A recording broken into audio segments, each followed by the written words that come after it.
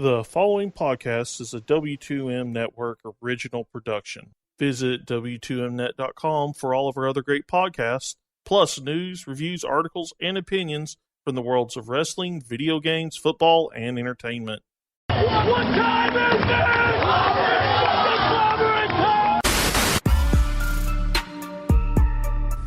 I knew you'd come. Delete! Delete! Delete! Delete! Bring Freddy Krueger's world, Elm Street. We want to see Bray Wyatt's version of the Boiler Room. My name is Dario Cueto. My relationship with the wrestlers is very special. And he's hanging out with Masquerita Sagrada in what looks like his basement. And then his mom shows up with bagel bites. It's glorious. Oh, that's awesome. We are scientifically proven to be the best tag team, and not just in NXT, not just in the WWE, but in the entire universe. For weeks and weeks, Neville has been coming out and blindsiding me. That ain't what a king does. That ain't what a man does. And I came out and I gave him a little taste of his own medicine. At the Royal Rumble,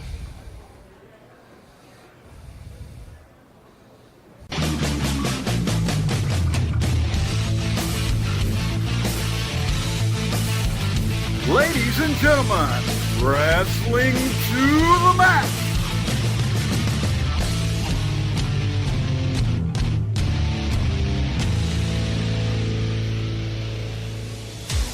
And your hosts, Gary Vaughan, Sean Garmer, and Paul Leazar.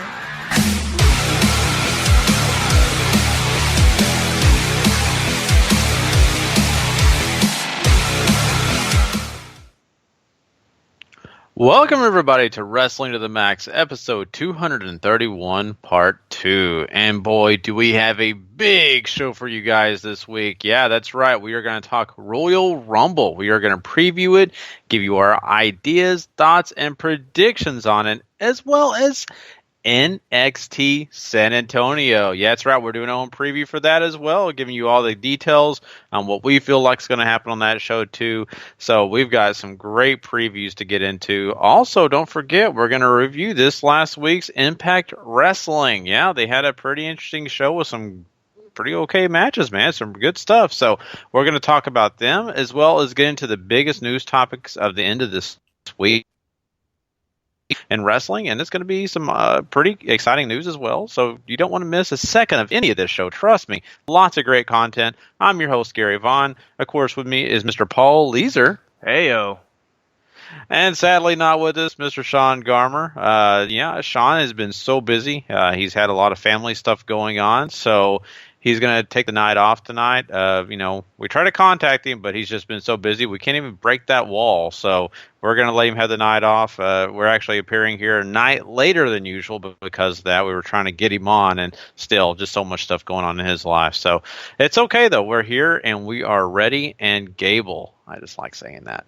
But anyway, it's going to be, kind of a interesting show, though, because we're not going to have any of those special drops, like the intro music. We're just going to go into one thing to the next and all that. It's going to be cool, still smooth, just, a little plain Jane, okay? So, but yeah, if you want to go check out all the content that we have for you guys, don't forget, once again, W2Mnet.com. Go find all our shows and, of course, all the great written reviews and content on that website, W2M Network. Go subscribe now if you're not already subscribed. You'll get everything in whatever device you use to listen to podcasts. But Paul, you just had a great night yourself. You just went to a live event involving NXT. How did that go, man? It was great, man. It's that usual house show feel. It was a lot of fun. You could easily tell that a lot of these guys weren't really going full speed because obviously they're going to be giving you everything they got tomorrow in San Antonio. But man, the main event is 6-man tag with DIY and Shinsuke Nakamura taking on Bobby Roode and the Authors of Pain, and that was wonderful. You had Asuka defend the women's title against Peyton Royce early, who she practically murdered, and then you have a big run-in with Billie Kay and Nikki Cross and everything. There's another brawl, and it built very well to what they're doing tomorrow, and I just had a blast. I'd write if NXT ever comes to town, even if it's just a house show, it's absolutely worth your time. That is awesome, and once again, I'm still jealous about that. The fact that you got to go, that is something also that people need to realize that these NXT shows, if they're in your area, I mean, they're worth your money, they're worth your time. I would just love to have been there when the Bobby Roode entrance was on. That the glorious thing. Oh man, I bet that was sweet in person. Half the reason I paid for the tickets I did was to sing the glorious song. I knew it. Why did I know that already? I love that. It's my ringtone on my phone. I can't get enough of that stuff, man. Oh, what's awesome is, half the people that, walk around that know wrestling are like, oh, cool, Bobby Roode. And the other people are like, dude, that guy's religious. Glorious is playing on his phone, man. But yeah, no, that is super cool. I'm super happy for you. Myself, I'm almost back to normal. I got sick. In fact, I kind of really started getting sick on our actual original show on Tuesday morning, Monday night. And I was like telling you guys, man, I felt so awful.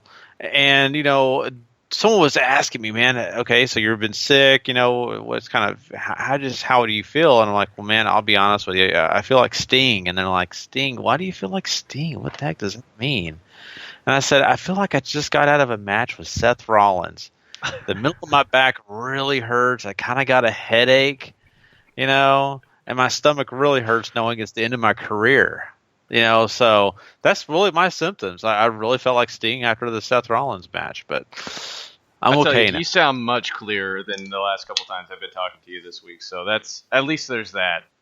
Yeah, see, my spirits are up. See, at least we're better. So now my wife is starting to get sick, so it's spreading. You share and share alike whenever you get sick in a household, Exactly. So I'm just glad to be here, healthy, and ready to talk about all this wrestling I got to talk about. So I know usually we start out talking about the big shows, but I think we're going to get into the news first. I think we should get some of this news out of the way because I know a lot of people do want to hear about those big shows. But let's make them wait a minute. Let's talk about some really great quick hits we have today. And I want to start off quick hits by talking about Kenny Omega. And this has been a long-running thing for everybody in the world of wrestling. They've all wanted to know, what is Kenny Omega going to do? Is he going to be at the Royal Rumble? Or, is he going somewhere else besides New Japan? Where's his heart? What's this guy actually planning on doing? And apparently it's still in Japan. He is staying with New Japan. And that's really cool. I mean, I'm kind of glad in a way, Paul, because he just is a perfect fit for New Japan Pro Wrestling. I think he has a lot to offer, still staying with the Young Bucks and the Elite and doing just what he's done, and that's just have great matches and just continue on, especially with New Japan coming over to the States, for a little bit here and there just to kind of get their brand spread around. I think it's a really great idea. I think it's best for Kenny Omega right now. If you listen to all the stuff that he's been saying since he came out with the news that he is sticking around with New Japan, it only sounds like he's staying because he couldn't make it work between trying to get out of his contract with New Japan and trying to make a deal happen with WWE in between the time frames that he had. So that's definitely going to be something to keep an eye on around this time next year, because I have to assume he only signed another 1-year deal. If he did sign another 1-year deal, or he didn't sign to stick around longer. But I think this is great. I know there's been a lot of talk about Kenny not getting the another crack at the championship maybe, but I feel like he's almost a shoo-in to win the New Japan Cup. So, and he has been started to be advertised for that. So I'm happy he's staying there too. I think he fits well. I think he needs more time. If he manages to keep the steam going for a whole another year, he's got more to work at with the table with WWE next year, if that is what he wants to do. I agree with you, and I think it's really good for his pocketbook also to really make those shows in California important this next year, to really get big draws for WWE to see that people are flocking to see this guy. And it's not just Japanese, it's actually Americans going and spending their money to go see Kenny Omega. And I think that's a big deal. I think they're already seeing it on social media when it comes from North America.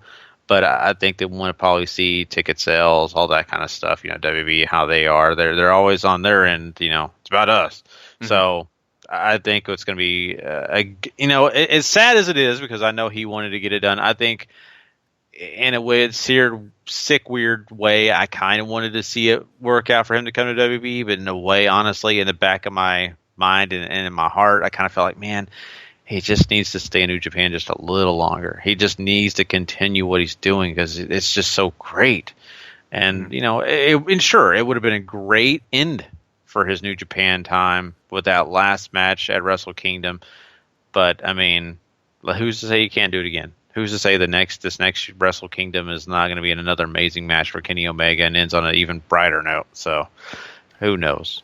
Yeah, and I mean, at this time last year, he was doing stuff over here in the States for Ring of Honor. There's nothing stopping him from doing that again, or there's ways he can get back over here and keep his name on the up and up here in the States, if that is something he wants to do and make sure that he's keeping their attention. So, if they're not already watching New Japan, I know for a fact WWE watches Ring of Honor. I mean, you wouldn't be hearing all this talk about all these guys they want to sign up from Ring of Honor if they didn't, so that is an option to stick with, too. Yeah, exactly. And I'm just excited to see, what does continue to happen with him and where they're planning on, taking that idea of signing him, in the future. So it's going to be cool. And the thing is I think WWE and Kenny Omega both were trying to work it out before so they could get him to Royal Rumble. But, guess what, Paul? If he does appear at Royal Rumble, you know where it could be next year? It could be none other than in Philadelphia, Pennsylvania. That's right. That's where next year's Rumble is going to be.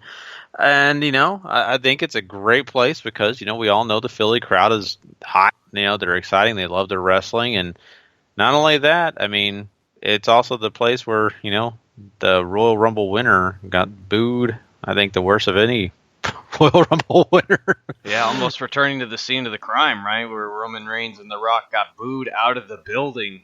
Yeah, I know. Oh, man. I love Philly. I love those crowds there. I know not everybody's a fan of them, but you get enough of those rowdies together, you're in for a special time, and I think WWE knows that, and really, I think the entire wrestling community knows that too. So, hats off to Philly. Glad they get it again. Someday, the Royal Rumble needs to be here in Dallas. That's all I'm going to say. You know what? And it would not surprise me if it doesn't come to Dallas. I know, in the past, maybe they're trying to find some of the hotter crowds, Chicago, Philly, like that, New York, trying to find places. But I think that's a hot ticket. I think within Royal Rumble would and probably will come to Dallas. I think it is going to be a huge deal here too, because I think people show up to the bigger shows like that. I think when you're talking about Dallas, I think the times that they have pay-per-views and they have some of those weaker crowds, it is for the TLCs, the things that are not such a big deal where you just got to have that ticket. And I think Royal Rumble is one you got to have. People travel, I think, for Royal Rumble. They got to be there. So. Mm-hmm. But it is what it is. I also want to kind of talk about something else about WWE, and this is interesting because, we've been talking about the UK Championship, the UK tournament that they just had, and, about how, we feel like it could be something good, but it also, could lead to a monopoly, all these different things. The one thing we do know right now is that WWE is still unsure about a weekly television program for the UK. They want to do it. They have an idea for it, and they have their champion, but it's not ready. And it's actually not even ready in the foreseeable future. So that really brings up a lot of questions, Paul, to me, because, you have a champion crowned, but yet you're not going to present him on your network weekly.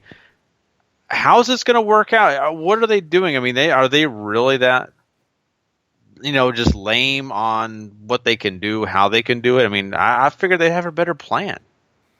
So this is all spawning out of the conference call that Triple H had, and when somebody asked him about the UK show, he told them that there was no timetable for it because of all these things you have to do when you set up a show like this, right? You have to have arenas, you have to have ground crews, you have to have all this stuff in place that they already have over here in the States. So whenever they start up something like 205 Live or NXT or what have you, they had all that already in place here because they travel all over the country and of course into Canada and all these other places.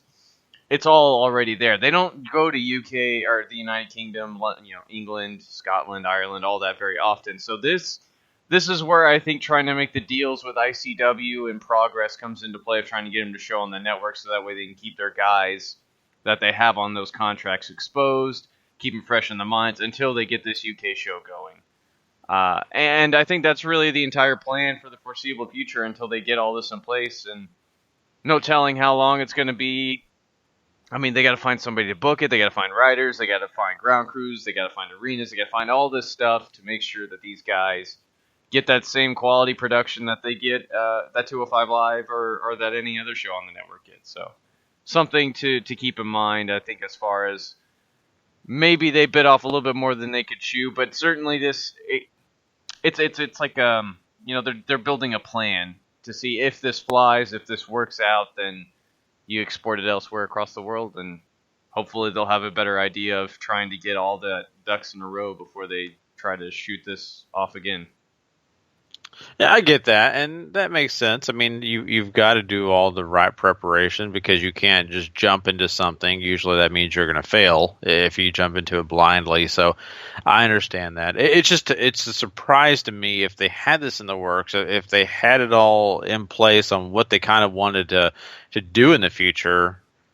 I'm surprised they didn't get that process figured out and then hold their tournament. But then again, like we've talked about, the scene in the UK is hot, and it's hot right now. And I'm not saying it's ever going to die down. You would hope not. But my point is they want to get in while the getting's good. And I understand that. And I completely, I guess, in a way, have to agree that they need to get their champion out there and get someone to go in circulation in the UK with that championship belt. But it's still like, man, I just wish they would have had this kind of figured out. But it is, what it is. I mean, they're going to try to add content to the network. I mean, like you said, they've got promotions that they're trying to persuade to join and be a part of their network so they can air their programming and show off their champion. In fact, they're even trying to talk Evolve into this, Paul. I mean, they really would love to have Evolve on the network. What do you think about that? See, this is it's getting messy now because obviously WWE Live and all those promotions which Evolve is sort of the head of has worked its way into a very I think if I remember correctly when they signed the contract it was for 5 years over there at FloSlam, and I don't know how messy it's going to get if you try to break one of those promotions off, and especially the main one to go and be on the network. We've seen this FloSlam stuff get pretty messy, not even here in the WWE, but in Ring of Honor too, because now Beyond is saying that they don't have a direct contract with FloSlam either, so their deals with the Ring of Honor workers are getting messy and caught up in there, and you have all this stuff going on, and basically what this boils down to is WWE going to want to pay for this? Because I assume they're going to have to pay big. To get FloSlam to let go of Evolve, which I think is the flagship of everything they got going on over there. Yeah, they got a whole bunch of different promotions, but Evolve is the one that's putting on the most shows. It's the head of the WWE Live family. I know during WrestleMania weekend they're crowning a WWE Live champion to go across all the promotions that are tied in with it. So lots of stuff cooking off over there. This could be something you want to keep an eye on, right? This could get real messy real fast. Yeah, and that's the biggest difficult part of this whole thing is because of all that red tape you've got to kind of figure out, and that's what you kind of hate because of the fact that Evolve really has become basically the starting point for some of these indie guys who really do want to be a part of the WWE. Like WWE, will recommend guys to go to Evolve because they have that connection. They have a relationship, Gabe Sapolsky, all that stuff. And they can actually say, okay, go there. Then maybe we'll bring you to the Performance Center from there and then go up the ranks. And it would be a lot of fun to be able to see those guys in Evolve on the network and then see them hop on over to NXT, then hop them see over where do they go on the main roster? So it would be a blast to see that. But like you said, there's so much of a mess with that whole, what can they do? What can they not? It's just terrible. It's just too much to get into. But yeah, I think it's kind of a bummer because I would love to see Evolve part of the WWE Network. Mm-hmm. So. But there is other ways to go see it. So I mean, it's not like you can't watch Evolve. I'm just, being lazy. I already have, the network. It's just, there you go. We want the most for our $9.99. Dang it! That's right, man. Gosh darn it! I work hard for that $9.99.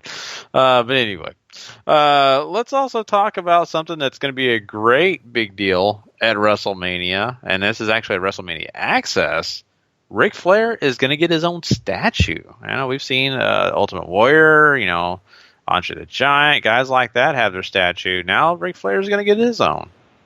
I think this is kind of a big deal because does Hulk Hogan have one of these statues yet? I don't think he does, and he was much more a product of what they did than Ric Flair ever was.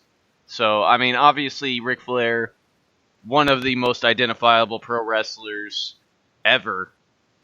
So it's not like it's not well deserved or anything, but it strikes me, and it might be because of all of Hogan's legal stuff recently, but it strikes me as odd that Flair is the one getting this now. Mm-hmm. I'm sure Hogan's going to get it. I'm sure there'll be a time, but they may be waiting off that whole, hey, let's let people forget about that, and maybe when he's wearing, that old walker and a lot of the other stuff around his waist instead of just him trying to be awesome. That way, people have sympathy for him, right? Then they can do it. But I don't know. I just look at that and say, you know what? You're right, Paul. It's amazing because, Ultimate Warrior, he was a big deal, but man, it was about Hulkamania, And so I don't know. But, I do know for sure, I'm not sure if Harley Race has one. I'm not sure if I know for sure that the American Dream has one, Dusty Rhodes. I thought there was another one, but I just can't think off the top of my head who it is. But, I can't remember either. But yeah, anyway, I mean, it's great that Ric Flair is getting it. It's honestly deserved, and so you can't say it's not. It's going to be a great time for him, so you'd really got to be excited. Another big topic real quick here, and it's not WWE, but it is Lucha Underground that I want to talk about. And we've talked about this, and we've touched on it recently, but this is even becoming a more bigger rumor, and that is that Lucha Underground could be possibly moving fully to Netflix. And that means taking them off El Rey Network. This means taking them off TV completely. And I'm, assuming iTunes as well. I think it would just be a Netflix exclusive. Mm-hmm. What do you think about that, Paul? I mean, you subscribe, you actually pay your money to get it on iTunes, and I think it's cool. And I think, you probably have Netflix like the rest of us. What do you think? I mean, do you think this is a good deal? I personally, I'm excited about it in a way because I think it's a big platform. But how do you feel? So this is all a really interesting situation because apparently in El Rey there is a sort of change in how they want to approach their television station now, because they're letting the contracts go of the From Dusk Till Dawn TV series, which is the other big original program that they've been high on since they launched, right? So it's been those two, and they're thinking about letting that go along with Lucha Underground, and they do have a presence on Netflix already. So it would be, I don't know if it would be a joint production and this is just how it would air, or how all of that's going to work. But it appears that those talks have gotten much more serious in the last couple of weeks, and that this is something that could very strongly be a possibility. And I'm not saying it's a lock or anything like that, because there's been the talk of the Netflix deal for a long time. I think this honestly might be the best for Lucha Underground, because they keep talking about articles that I've read, how little El Rey has done to promote, and that seems to be on purpose now, because they might, if they are trying to get rid of it, that would be how you would do it, right? You take away promotion, and then suddenly people stop watching, and now you have a reason to pull it. So, long run for Lucha Underground, I think so it works. like you said, Netflix has a much larger audience. You have a bunch of people built in, and they don't have a ton of wrestling content on there. And if it's something that they are interested in, something like Lucha Underground works perfectly for them.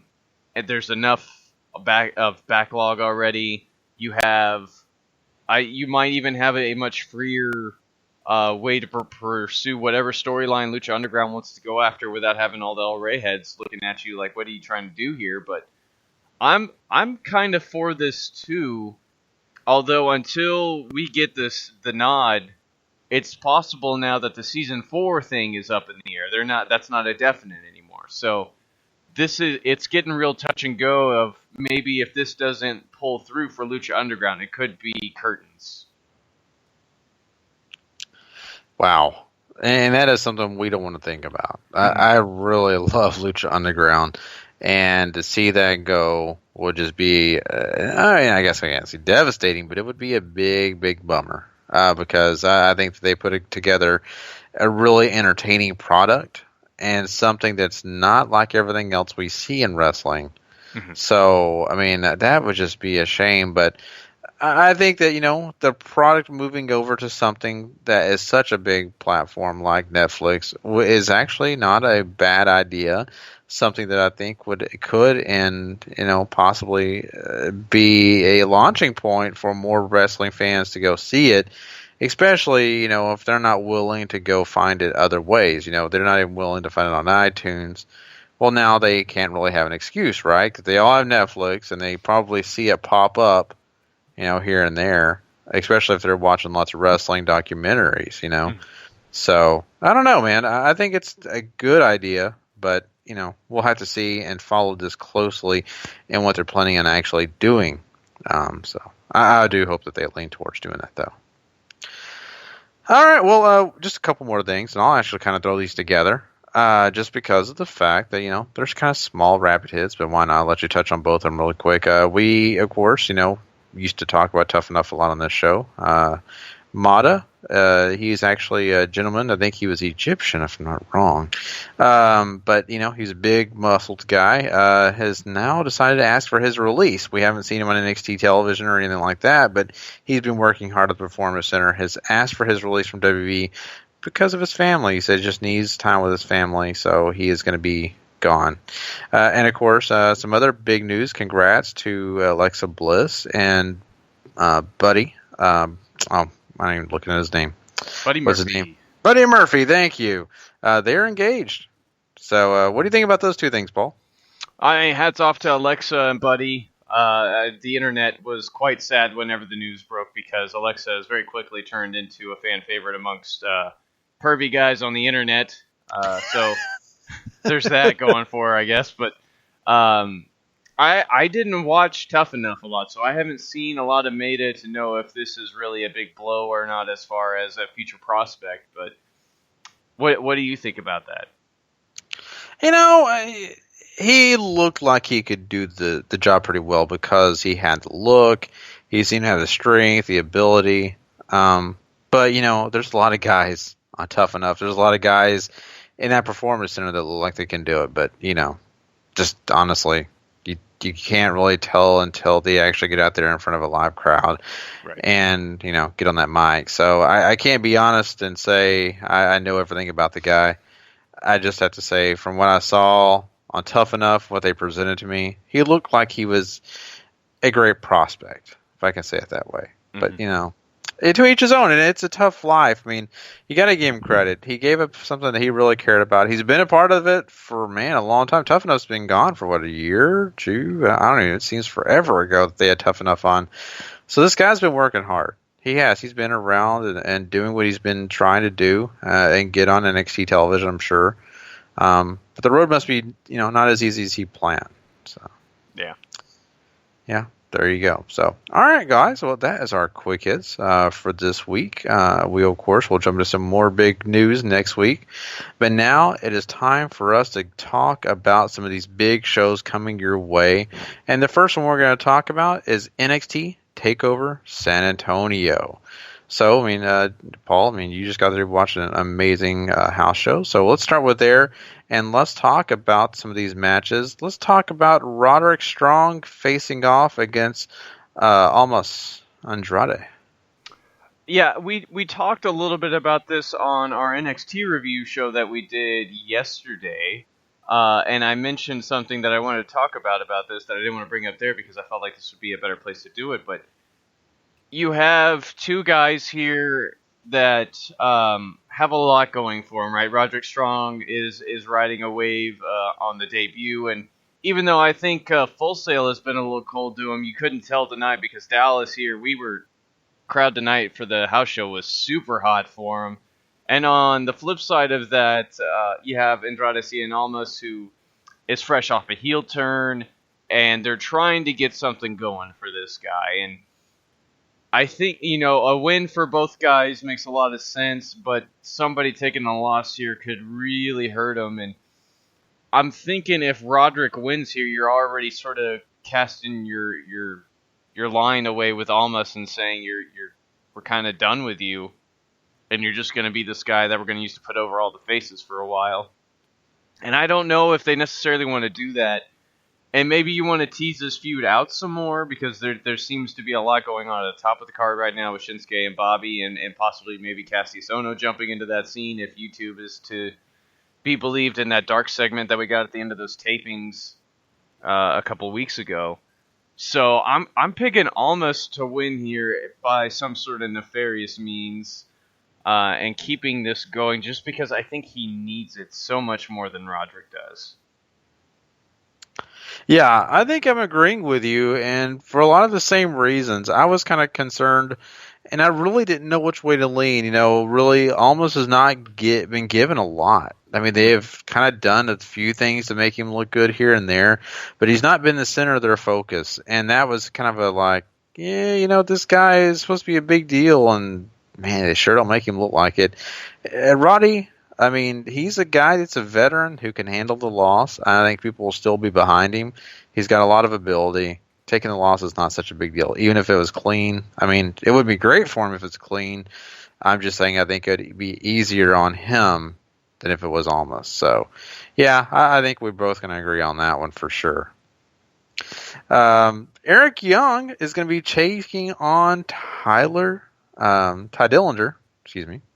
So the Perfect 10 is going to be having to face off against that leader of Sanity. How do you think this is going to end? I mean, this is going to be an uphill battle for Dillinger. So, interesting note, they actually did this match tonight at the house show I was at, too. And they worked together pretty well. He had Wolf and Big Damo out there because I'm blanking on his new NXT name right now. But you had a lot of... I think we got a pretty good snapshot, right? You have a lot of interference from the outside guys. Ty, in this case, managed to overcome and sort of got the sneaky pin on EY to get the win, and then he bails. I don't know what the plan is for Ty going forward, right? Because so far he's been sort of the gatekeeper to the main event, filling in the old fuzzy boots that Mr. Tyler Breeze used to wear before they brought him up. So I think Ty is going to be in the Royal Rumble. I don't know if that means a full call-up is in store for him. Although I don't think there's a lot for him to do in NXT because I don't think they want him in any of the title pictures for now. And they have a bunch of people coming in and you have, time going to a bunch of different people. So I think EY gets the win here. I think Sanity could use the boost. We'll see Dillinger come in hopefully at number 10 if WWE has a brain in their heads during the Royal Rumble. And we'll see what we get going forward from there. But I think EY and Sanity end up coming out on top in this case. And, another reason why I think EY as well is because of the fact that, Sanity is too big in numbers. And I think that no matter what, it's not really about winning clean. Mm-hmm. It's just about proving their point that they're going to punish this guy for not joining him. They offered him, the chance to join. He said no. So, okay. Match, no match, I don't care. We're not here to really win matches. We're just here to dominate. And so they're just going to kill him. I hate to be that way, but I think in the end he's going to have a great, valiant effort. I don't think they're going to do it immediately, but once EY starts to get in some danger and it looks like he's going to take that big plunge. It's not going to happen. It's going to be Damo coming in there and just crushing him. So, I think we're going to agree with that. EY for sure for me. Let's talk about something that I think could be a really exciting match. The NXT Tag Team titles are going to be up for grabs with DIY defending against the Authors of Pain. Whew, this one could be really good, Paul. I think this one has been very decisive from everywhere I've looked to. DIY, of course, has made tons of defenses at house shows. We haven't seen a whole bunch of them on NXT TV. With TM61 going down, I'm assuming they accelerated this a little bit. So I don't know what the plan is going forward, but I don't think you want to take the shine off the Authors of Pain yet. I still think they're a little new. I still think they want to keep them looking super strong. Whether it's Paul Ellering tripping somebody up or Johnny Gargano and Ciampa sort of having a first little crack in their foundation here, I think the Authors of Pain walk out with the tag team titles, Gary. Wow. That's a kind of interesting thought. I mean, they are imposing, they're powerful, and trust me, I could see them getting the job done. And, I think there's going to be, some upsets probably, but I mean, I don't know. I think this is the one we may have to go against each other here. I think DIY could find a way, and then the Authors of Pain punish them at the end, and it continues on a little longer maybe. I don't know the future. I don't know what they're planning on doing with, Ciampa and Gargano in the future. Mm-hmm. But I think that, it wouldn't hurt to let those guys hang on to those titles a little longer. And to really honestly it stretch this feud a little longer. I don't feel like we've got a lot of this feud. I mean, there's really not been so much meat on the bone. Mm-hmm. I would really love to see more, to be honest with you. So I'm going to give DIY the chance to retain here. So that's the way I'll go. Let's move over to the women's NXT title. And this is going to be Asuka defending against Peyton Royce, Billie Kay, and Nikki Cross. And this one could be really interesting, Paul, because I think this could be possibly the first time we see Asuka in a situation where she could definitely lose. I agree that, you have a large numbers game against you. Royce and Kay are a unit, of course. Nikki Cross is totally crazy town and really feels like almost a threat to what Asuka brings to the table.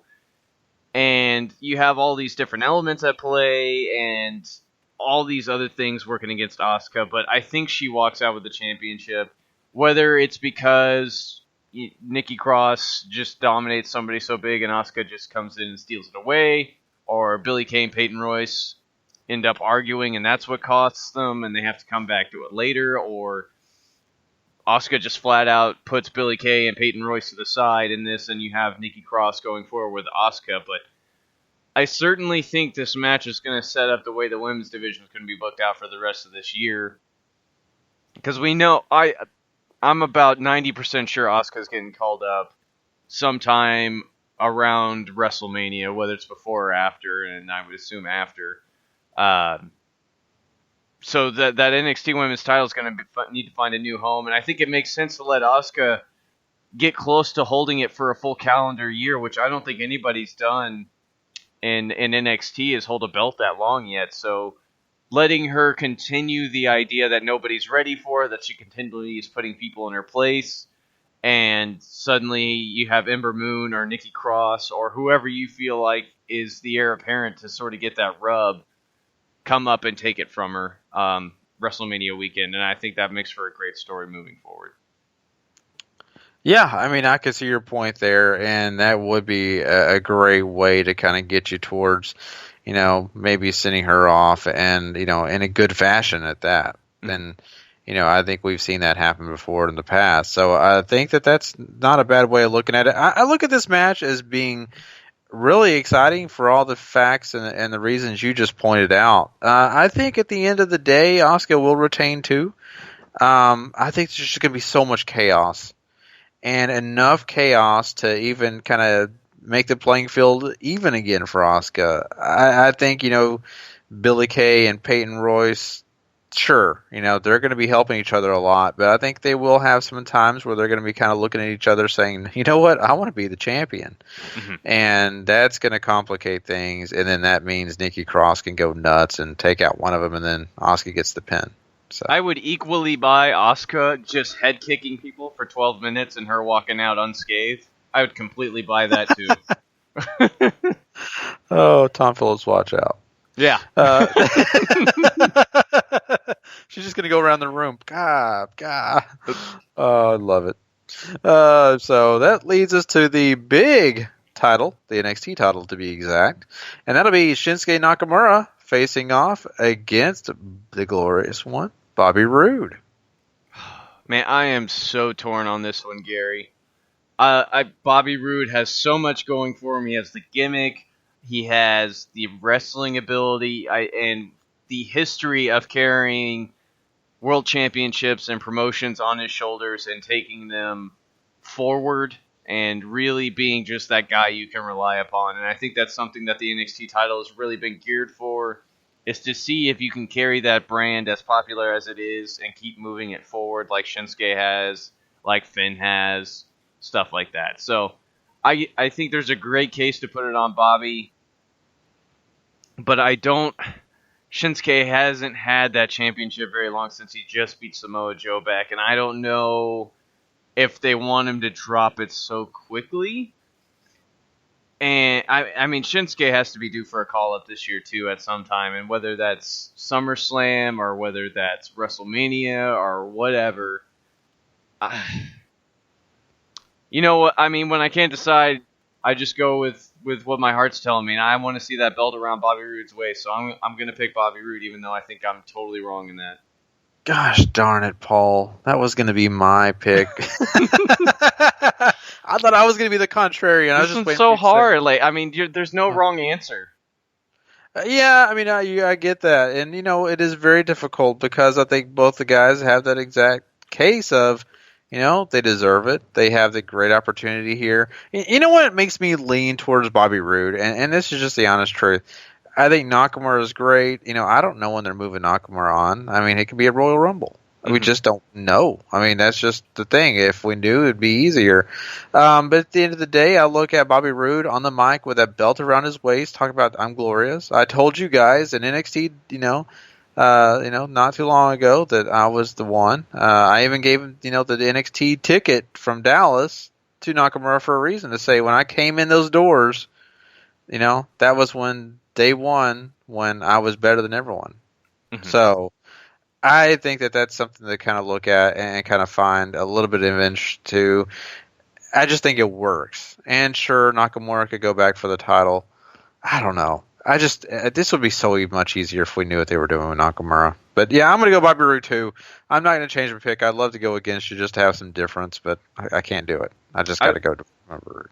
Yeah, there's no shame in picking Bobby Roode. And just to quickly add on to this, the ring styles in this, I think, is going to be something that makes this so interesting to watch, because you have Shinsuke, who is very modern, strong style, and Bobby Roode, who is a big throwback to Southern heels and Ric Flair and Triple H style heel wrestling, to where you have somebody who wants to go, and you have somebody who wants to play it slow. And I'm so intrigued to see how these two are going to work together. Yeah, I totally agree as well. It's going to be exciting. This is going to be, I think a match we're going to be talking about for a while. I really, really do. It's going to be exciting. So, but yeah, that's NXT TakeOver San Antonio for everyone. We are really looking forward to this. We'll, of course, after the show is over, be giving you our review show. That's right. So be looking forward to that. If you don't get a chance to hear us live, Sunday morning in your dock or on the website, if you want to go check out our website, our podcast will be right there. Just go check it out. You'll see a W2M, an NXT San Antonio. So, all right, now let's move on over to the Royal Rumble. Now, this is going to be an exciting show. Of course, it is what, Paul, a 4-hour show, I think they said? For 2-hour pre-show, I think the show is 4 hours. Woo. It's a long haul, folks. Golly. We'll hopefully be alive after this one. But yeah, so we do have some pre-show matches here to really get into before we get into the main card. I know we usually do this a little different with, Sean, but I think we can kind of go from start to finish because, it's just a couple of us here. Let's go ahead and start with the pre-show. Let's talk about WWE this may start us off with the tag team titles here. The ones over on Raw with Sheamus and Cesaro facing off against Gallows and Anderson. How do you feel like they're going to fare?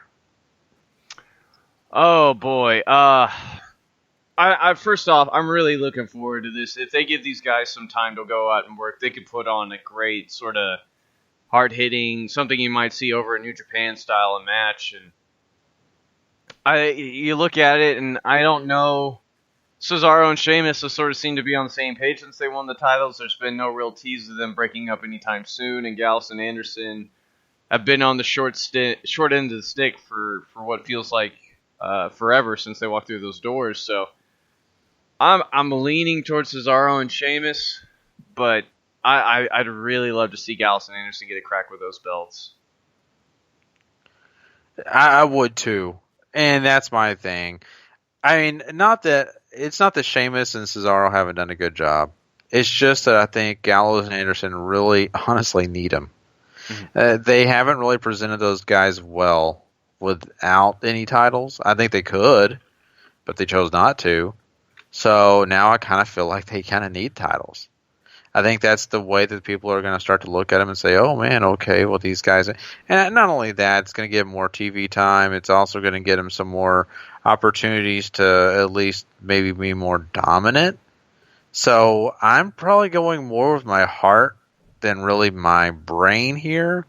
I mean, I totally could see Cesaro and Sheamus winning this. I mean, it just wouldn't, ease. But I'm going to go with Gallows and Anderson just because I'm praying to God they get those titles. Not because I don't like Cesaro. I love Cesaro. It's just I think that those guys over there in the club, they need them. Mm-hmm. Let's talk about the women over on SmackDown. They're going to have a 6-women tag here. You're going to have, of course, Nikki Bella, Becky Lynch, and Naomi facing off against Mickie James, Alexa Bliss, and Natalya. What do you think about this one? I mean, there's obviously a whole lot going on here. You got feuds among feuds tied into each other here, even so much so as tying in Naomi stuff with Alexa Bliss before she got injured or taken off TV or whatever it was. But I think the real crux of this, what's going to come down to, is Nikki and Natalya and what they're going to do. And maybe you have Mickie get the pin here to win, to sort of cement that she's around, she's going to be a player amongst all these girls, and I'm going to go with the heels to win here, especially Mickie getting the pin over one of them, and it would be super interesting if it's over Becky, but we'll just have to see. But I think the heels end up walking away with this one. Yeah, I mean, I think it would, do justice either way. Mm-hmm. I really don't think it's going to affect much if it doesn't, if for some reason, the faces win. But, I think when you have the SmackDown champion, of course, the women's SmackDown champion, excuse me, I think it is kind of important, especially for them to get the victory, to kind of, showcase that, hey, we had the SmackDown women's champion on our side, and no wonder we won. I just not only that, you don't want Mickie James to come into this looking bad either. You want her to look like she, belongs and she's tough, and it's really, like we talked about plenty of times, this is her introduction to this group of young fans who don't really know her. I think it's a great opportunity, so I'm going to go with the heels too. I think it's just a smarter move. Now, does that mean WWE is going to be smart? Who knows? But yeah. Truer words were never spoken. Yeah. Let's move on over to another women's match, and this is a Raw version of that. Nia Jax is going to face off against Sasha Banks. They got a little thing going over there. They sure do. I think Nia has to win here. We're still trying to establish her past what she's done as far as squashing ladies goes. This is one, it needs to be sort of brief. It needs to be real back and forth, and it just needs to be Nia overcoming Sasha for going too hard at her, right? So, Nia in like 6-7 minutes. Yeah, I mean, it does Nia no favors to lose here. Mm-hmm. I mean, really. I mean, Nia has, of course, dominated everyone that's been in her way, but they've all been people that no one knows unless you are like Paul and you're a big indie scene fan and you've followed Shimmer, you followed a lot of these other women's promotions. So, honestly, I think, as much as we want to see Sasha Banks do good and we want her to be a winner, I think this is another case where she tries really hard, but Nia Jax finds a way and she wins. And I think it'll be something cruel. It'll be something vicious. And then that'll be the uphill battle for Sasha Banks. And, maybe that's her best way of doing things right now. It seems like Sasha is playing that role more and more as, she's supposed to be the boss, but she's kind of the, how should I say this, the overcoming boss, the underdog boss, maybe the better kind of boss she is. I'm excited about the day she actually reaches that potential of, actually living up to the title as the boss. Right now, though, they're not really giving her that opportunity. And, I don't know why, but, Charlotte's got to shine a little bit. So maybe that's why. But yeah, all right. Well, that, of course, will sum up our pre-show. Let's move on to the regular part of the show, of course, with all the fireworks and all. Let's talk about the WWE Cruiserweight Championship. That's right. Rich Swann is going to defend that title against Neville. I am so looking forward to this match. Neville is one of the most compelling characters on WWE television right now. Rich Swann is a real fun babyface champion that you can easily get behind, and he has all sorts of reasons to be pissed off at Neville, and you have all the personal history, and if you give these guys the time to go out there, they can put on that cruiserweight match I think everybody's been looking for to really get this division going and make somebody care. Make more people than us diehards care about these guys. And I tell you what, you could have a real match of the year contender on your hands if these guys get 15, 18 minutes to go out there and just show you what they can do. And I think you got to give the belt to Neville here, right? I mean, you built up to this moment, and Rich Swann is just going to get outdone by Neville, right? And just that's going to have to be how it is for a while. Yeah, and I think that, as great as Rich Swann has been as NXT champion, as exciting as he's been, I kind of feel like they're leading us into, the king of the cruiserweights is going to do anything and everything possible to be just that, the king of the cruiserweights, and he has to have his crown, right? And that is, of course, that cruiserweight championship belt around his waist, and everybody else will have to chase it. And I think that's the best way. Neville is so talented. He's a veteran. I mean, everything about him is great. We talked about Brian Kendrick in the same role, right? He's the old guy. He's the guy that knows, what he's doing. He can make everybody else better, which I kind of think Brian Kendrick has to an extent. But Neville's so much younger. Neville's also got just some of those skills that, just really pick up matches to a different level, right? So him as NXT champion, NXT, my God, cruiserweight champion. He did an NXT thing a long time ago. Yeah. Cruiserweight champion Neville just makes a lot of sense to me. So I'm going to pick Neville here. I just think it works. I don't know if it's different. I'll be honest with you. I don't even know if he, beats him, by doing anything nefarious. I think he could just beat him clean. Yeah, I think he beats him clean too. Yeah, so, and I don't, trust me, Rich Swann's going to look great. I don't want anybody thinking we're sitting here, Neville's going to beat him. No. Rich Swann is going to look like he's going to win this thing, but Neville wins. Let's move on to another title. Let's talk about the Raw Women's Championship title. And, of course, Charlotte will be facing off against Paige. How do you feel about this one? I'll just go ahead and throw my vote in. I just don't see Charlotte losing here. I think Paige Did I say Paige? Oh You my did. God! You're everywhere, Gary. Crazy?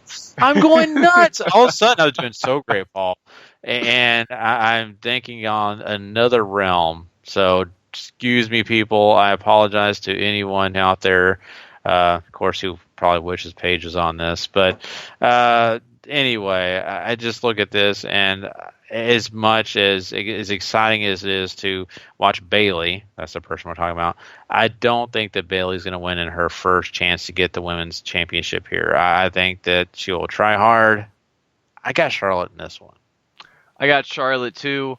I think this is a match that really needs to take a page out of what we saw at Wrestle Kingdom this year, and not in how they performed or anything like that, but as far as that story went, they took Kenny Omega and they walked him right up to the door, showed him the IWGP Championship and what's inside that house, and then slammed the door right in his face. And I think they need to do that with Bayley. She's got to come within inches of winning this, and then Charlotte just turns around, natural selection or something like that, puts her away, and that's all she wrote.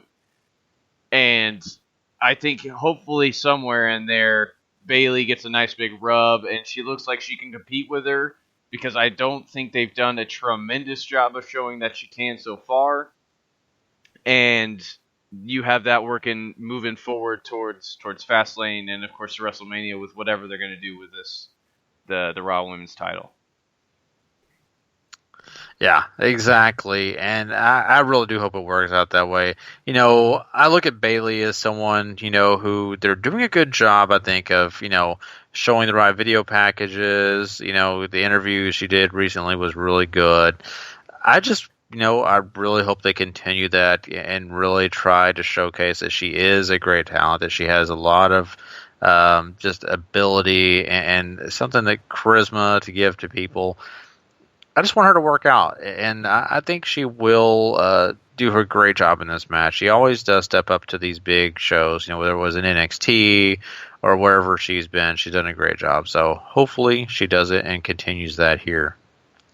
So we'll move on to another championship match, and let's talk about the SmackDown Championship when it comes to AJ Styles defending against John Cena. Now, this is $1 million question. How do you feel this one's going to round out? Boy, I tell you what, this one's going to be a barn burner. These guys physically cannot put on a bad match together.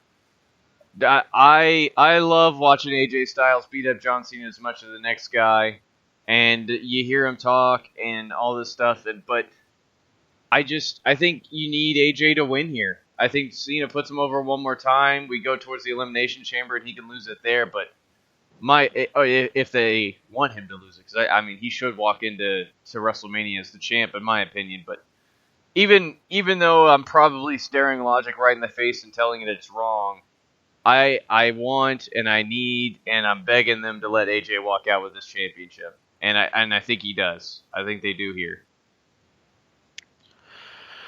I look at this and I kind of think about my pick for the other match.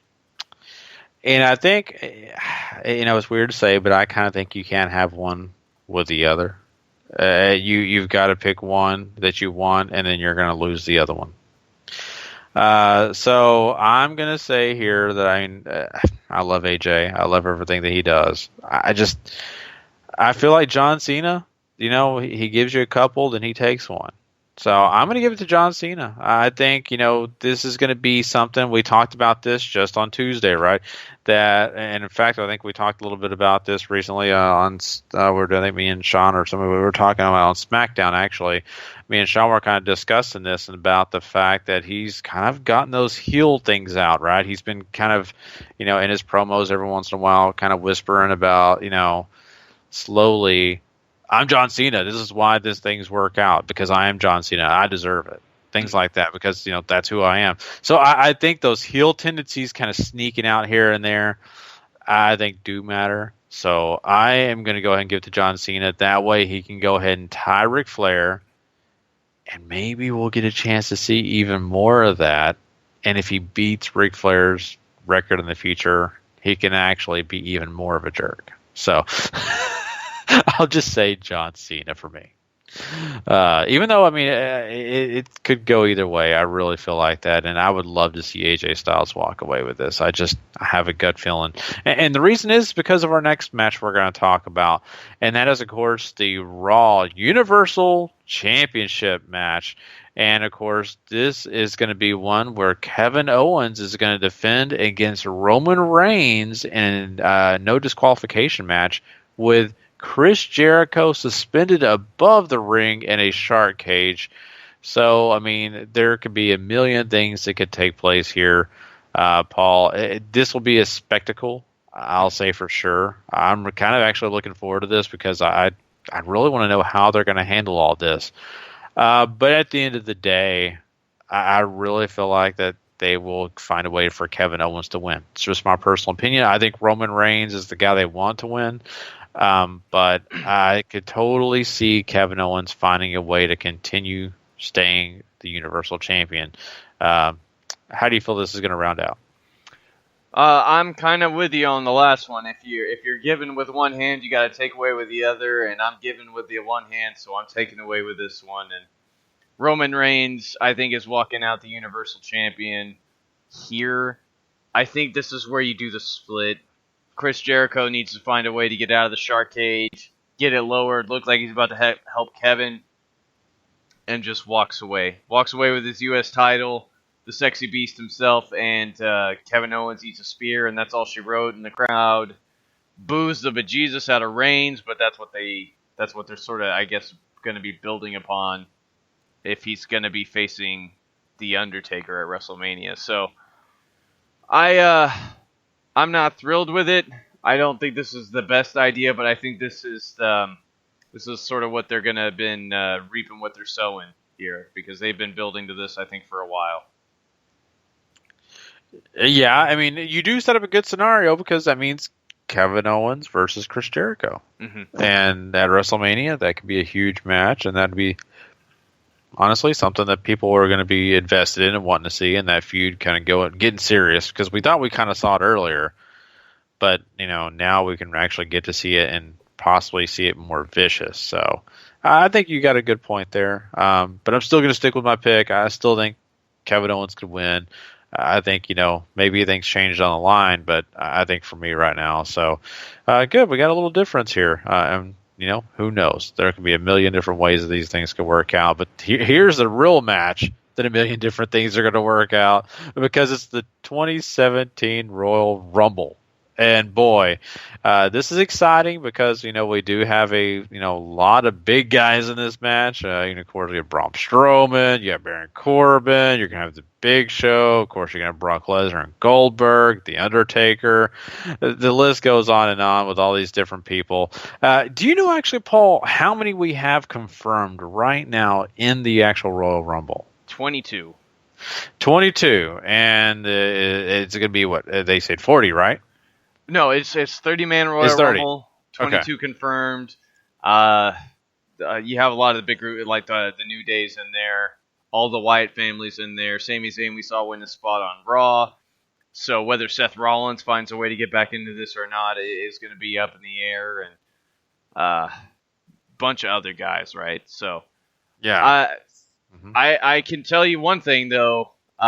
We at the house show tonight at NXT, Samoa Joe wrestled No Way Jose, and we chanted very loudly at him on a couple occasions, Royal Rumble.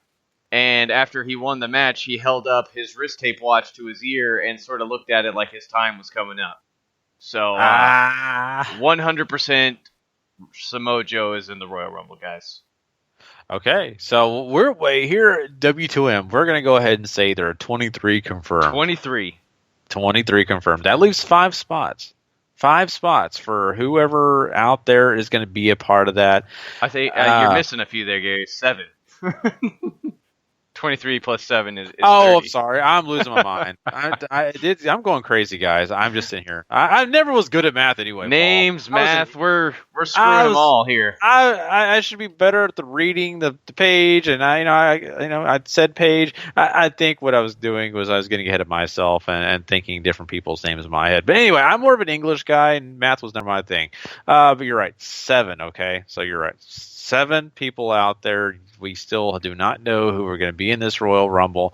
I do want to get to who we think is going to win the Royal Rumble, but do you have any idea who you think could be some of these mystery people? I mean, Kurt Angle is somebody who's been bandied about a bunch. He's pulled out of commitments for this weekend. I think I would lean towards him being in it. I think Booker T is going to be in this too. As sort of one of your other one-off legends here, just because it's Texas, and you don't have Shawn Michaels around anymore. Ty Dillinger's another one that's been bandied about. I really hope he comes in at 10 because that dude will get the pop of a lifetime. And, man, I think you have to do at least 1 or 2 of the cruiserweights in here, right? Whether it's TJP or anybody like that. But I think you got to get some of those guys involved, and yeah. How about you? Who do you think is showing up in this? You mentioned a couple that I really do think. I think Kurt Angle's a big one. I really, really hope Kurt Angle does. That's one that I wish we knew for a fact because I think that would be such a great pop. And then, of course, looking at it, if you do want to throw Ty Dillinger in there, I think it would be really cool because you need a few of those NXT names in there. 205 Live would be interesting. I really didn't put that into play. I think, what would have been fun is if Tajiri would have been healthy. I think he'd have been a great addition, but of course him being injured, that kind of puts him out of this mix. But I think when you're looking at it, of course, we know the 2 big dogs are kind of busy. So, I think Cedric Alexander would be a great addition to that because they've been really pumping that guy up, man. Mm-hmm. Really giving him a lot of, attention. So Cedric Alexander being a part of the Rumble would be really cool. Brian Kendrick, I think, would be a good one in here, too. Yeah, I like Brian Kendrick. I really do. So he would be, of course, he's pretty tough as well, pretty mean. So I think he'd work. I just keep thinking to myself, what old legend? They throw some legends in here sometimes. Guys that you would just, oh my God, like Vader. Remember DDP's been a part of this a couple of times. I keep going back and forth on what legend could be available to jump in this thing. A guy that, does a few indie dates here and there and it's going to be just fun. Like, oh my God.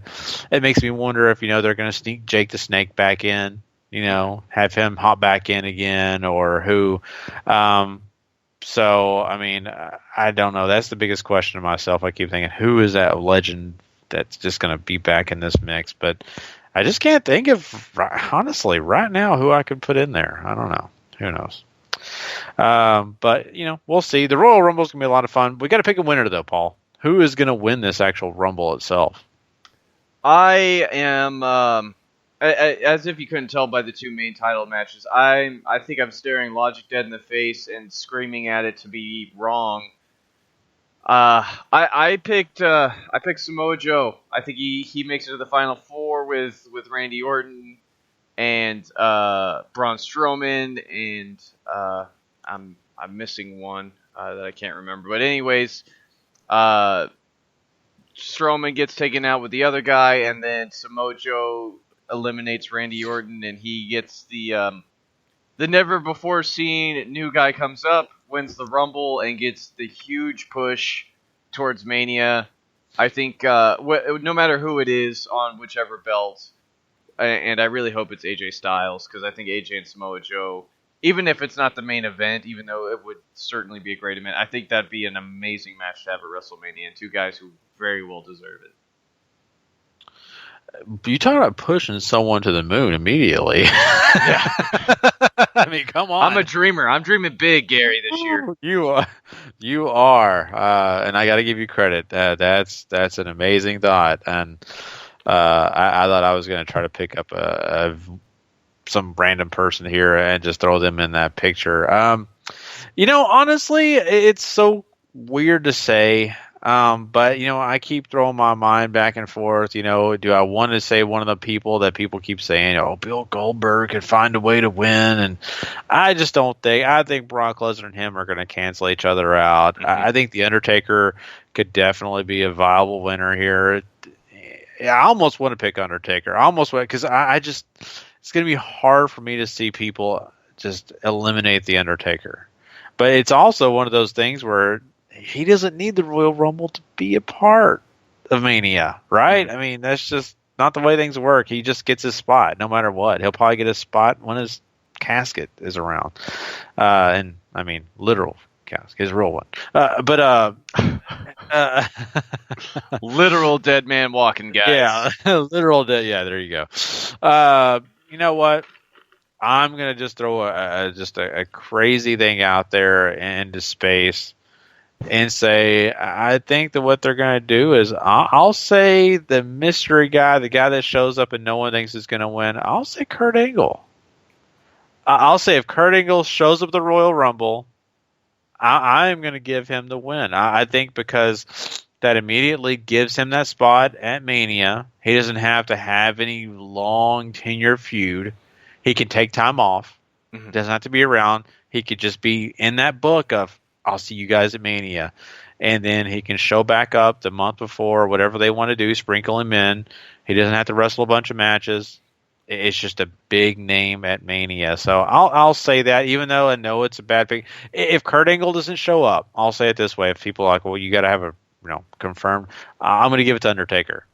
But if Kurt Angle shows up, I'll call it now. I'm going to give it to him. What I think is the best talking point about this year's Royal Rumble is just how wide open it is. I've seen all sorts of different picks. I've seen people picking Braun Strowman. I've seen people picking Baron Corbin. I've seen people picking The Miz.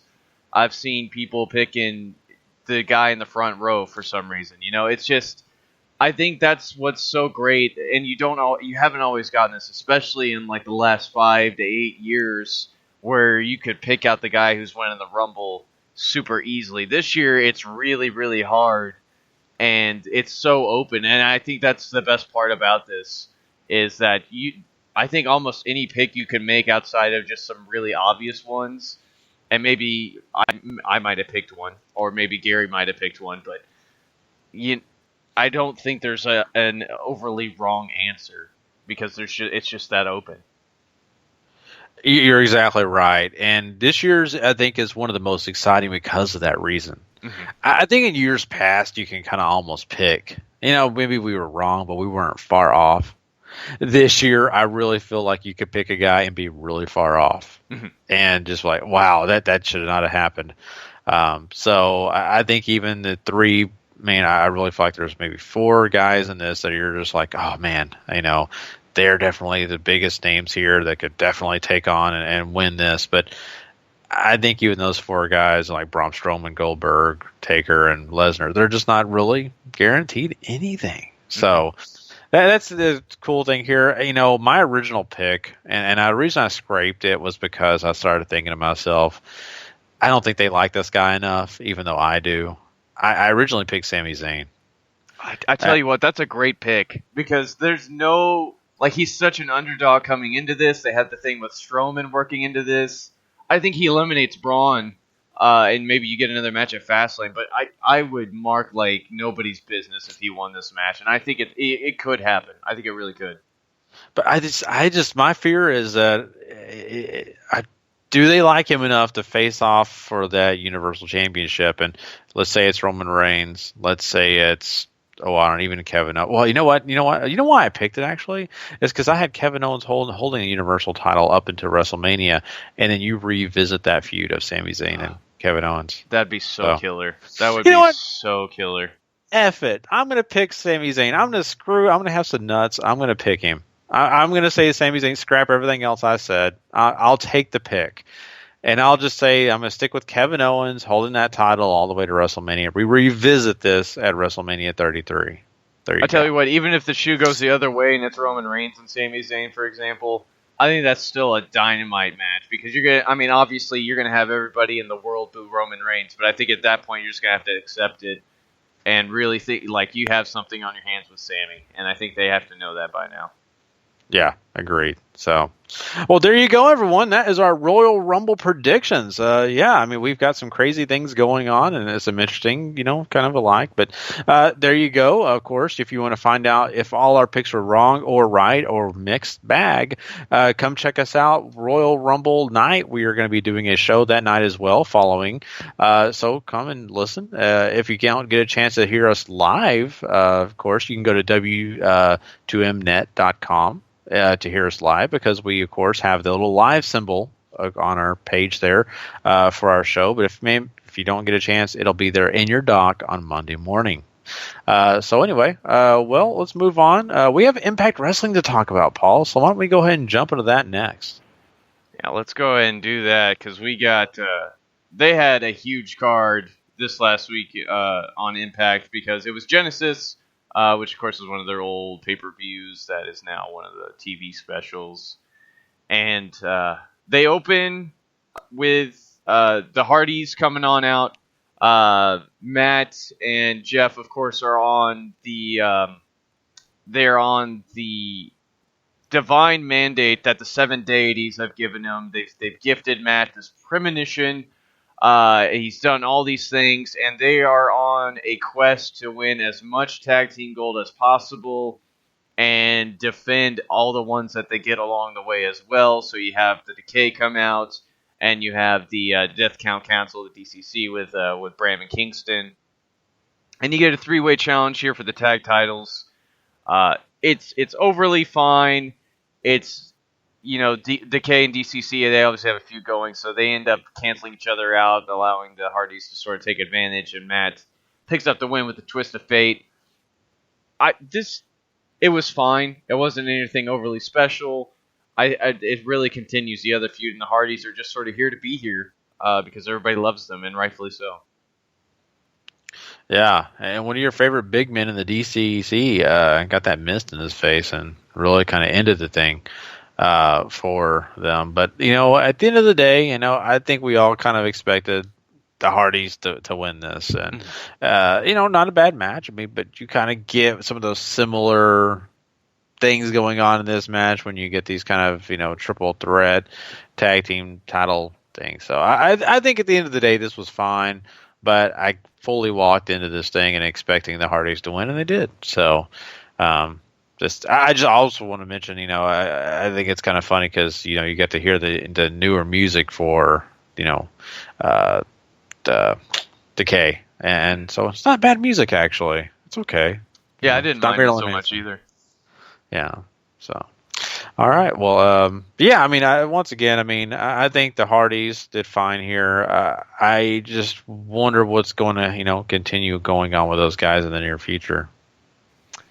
We have later on in the evening, to keep touching on the Hardys, Vanguard 1 ends up showing Jeff some possible people for him to face off with next week, and he's shown a couple of people, DJ Z, but of course Mr. Jeff Hardy, being the wonderful person that he is, doesn't want to feed his spot monkey addiction.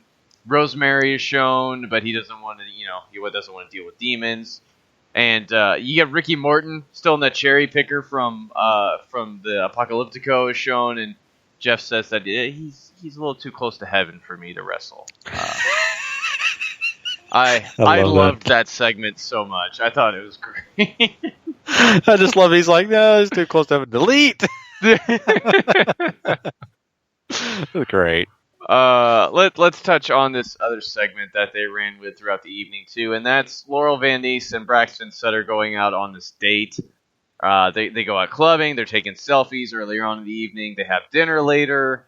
Allie ends up running into him, and Laurel, of course, is nothing but mean and has Sutter getting drunk, and you can sort of tell where this is going. And later on, Laurel ends up telling Maria that she's got Braxton on this perfect date, that even though Sutter looks like he's ready to bail at any moment. But you have all that stuff sort of percolating here. I almost felt like needless filler on this show, but it kept all that going, and I guess that's really all they were after. You know what? I didn't think Okay, I thought they were going to go in a direction, but they didn't pay it off. Mm-hmm. I really felt like Allie was going to crash the party. I thought she was going to crash it, maybe attack Laura Venice, and didn't happen. Or pour wine over her head and walk off, or just something like that, right? I mean, just to kind of get the comeuppance, or just kind of continue on. But really, this is just I think what you said, filler. And I don't really know you need this to fill, but I guess if you need just more content, sure. I don't know. Kind of pointless, but I get it. I understand why they're doing it. Yeah. Let's touch on your favorite championship in all of wrestling, Gary, and that's the Grand Championship that Drew Galloway comes in. He's looking awesome, and he's got the belt that he wanted, and the belt that he sort of says he helped make, and he issues an open challenge and said he wants to defend it with sort of honor and doing the right thing, right? And here comes Moose for his rematch, and Moose is all hyped to hell and jumps into the ring and just starts beating the bejesus out of Galloway, so the match starts. Drew Galloway ends up winning after an intentional low blow in the second round.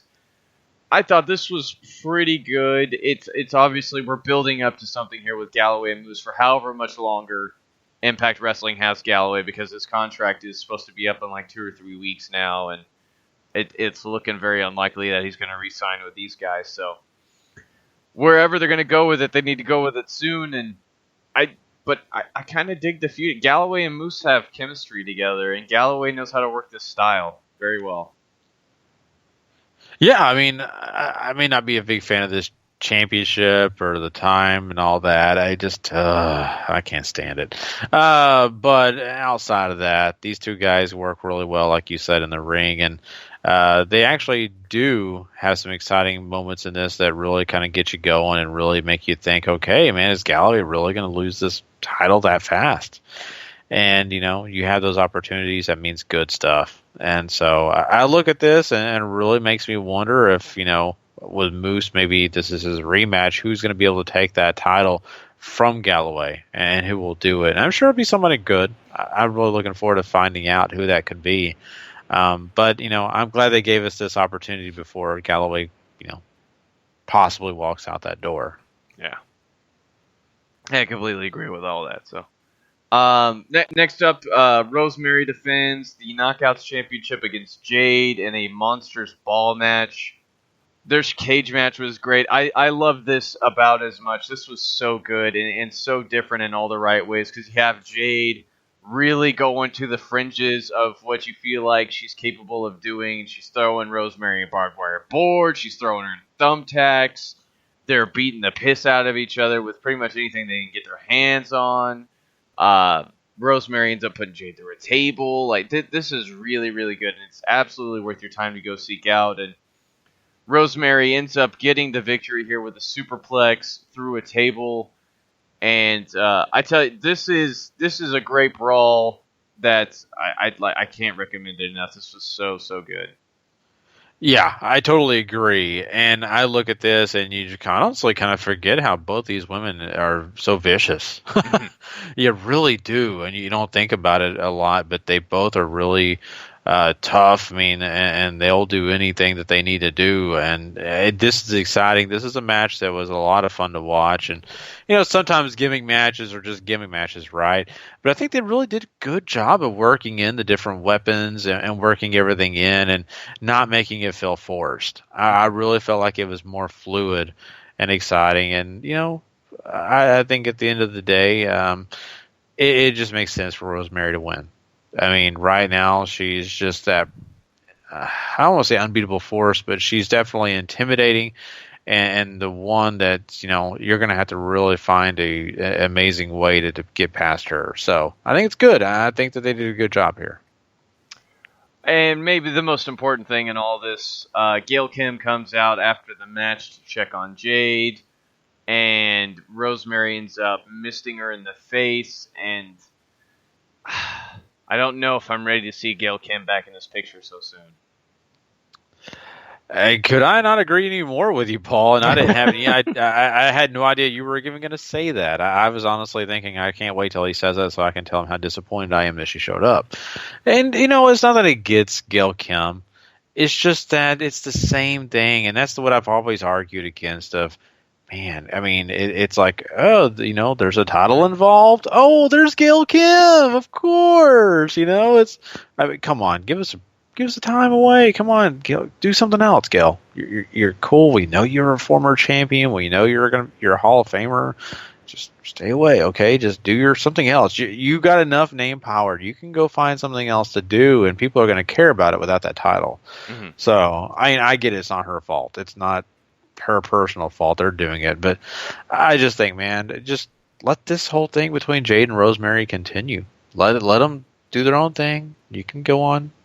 Watch at the back. How about that? You got Gorilla.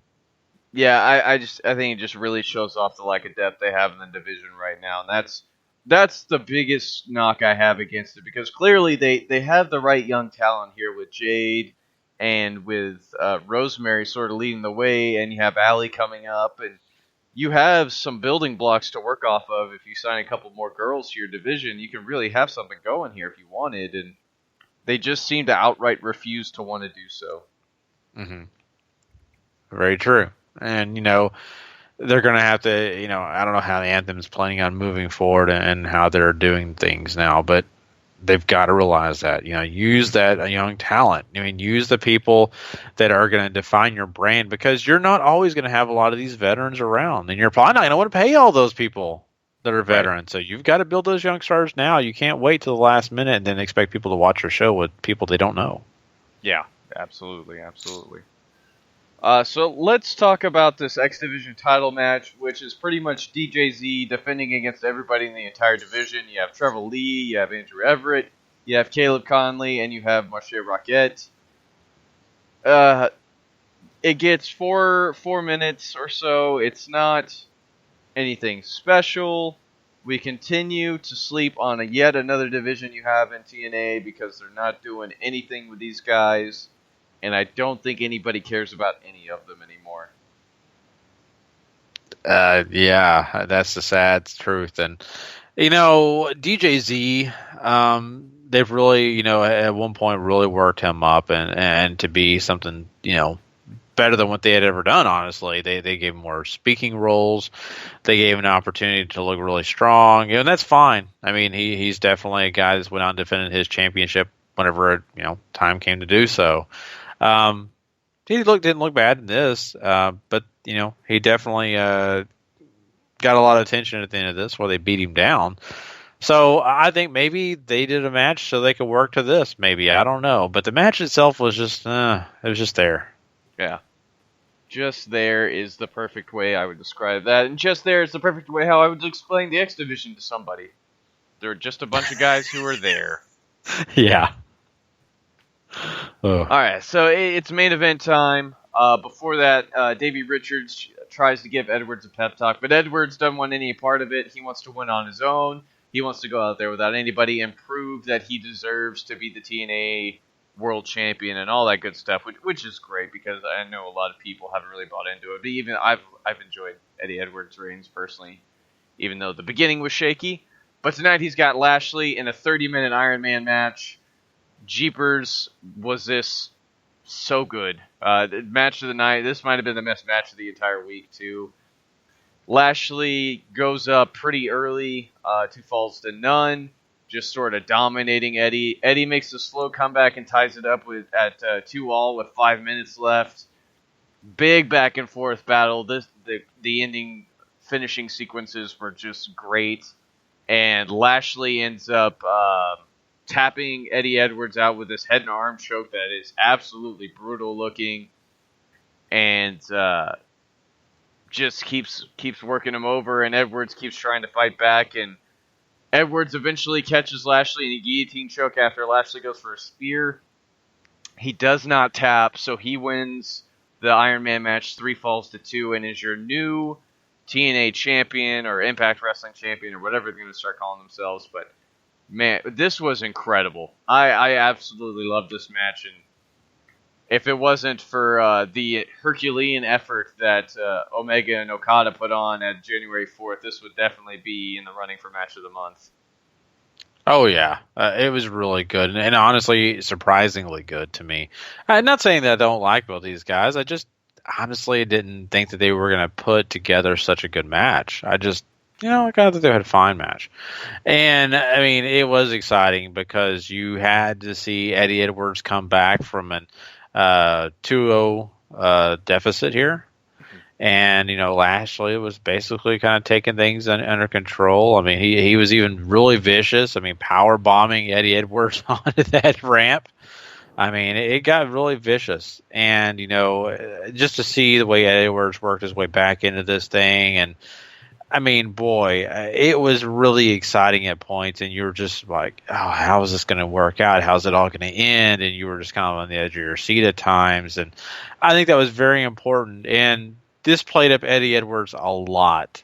Mm-hmm. I think Eddie Edwards looked great in this. And, sure, at times he was being dominated, but I think he still looked excellent. And I've never been a giant lover of Eddie Edwards as TNA champion. It's been okay, but just never been a big fan of it. And I think this got me to kind of see that this guy, definitely deserved to be in that picture. I mean, it kind of put the exclamation mark on, okay, I get it. He deserved it. And that shows a lot from this match. So, yeah, I mean, this is probably one of the best matches that they had in a long time, probably. I just want to say that, Lashley, once again, being champion, it's not a bad thing. I think that this guy, he, portrays himself as arrogant, portrays himself as dominant. It's all those things we saw before, but it doesn't really get old because it's always somebody that's going to be an opposing force for multiple people. So I look forward to seeing what's going to happen. Absolutely, I do too. I can't wait. And we know there's a situation brewing now between Eddie and Davey because Davey wasn't so happy with everything that Eddie had told him earlier. And Lashley, as king of TNA, always makes me interested in what they're going to do because they book him so strongly. He's such a great champion. So that's your Impact Wrestling for the week, and hopefully they keep firing on all cylinders here because this was a great show. I definitely agree with that. So, of course, we'll have more TNA Impact Wrestling for you next week. But now we are going to do one more thing on the show, and that is crown a Superstar of the Week, guys. And so let's get this thing kicked off. And, of course, we have to give a point to somebody special, and that person is Kushida. Yeah, Kushida won the main event triple threat match on this week's episode of Ring of Honor TV against Will Ospreay and Dragon Lee. It's as awesome as it sounds with all those names in it, and it's totally worth your time. So go check it out, and congratulations, Kushida, for this 1 point there. 2 points will be heading over to Drew Galloway. Yeah, Drew Galloway retains his grand championship in a match with Moose. It's real solid. It's absolutely worth your time, and Drew is so talented and somebody who I don't think it gets lost in the credit in the sort of the stream of independent wrestler credit. 3 points is going to be going to Rosemary. As much as I love that Galloway match, Rosemary and Jade put on one heck of a Monsters Ball, made that stipulation totally worth it, and Rosemary came away with her Knockouts title in tow. And I tell you what, Rosemary, Courtney Rush, you're so great at what you do. Keep on doing it. Put on your angry face and put some of your hair in front of your eyes, because Neville gets 4 points.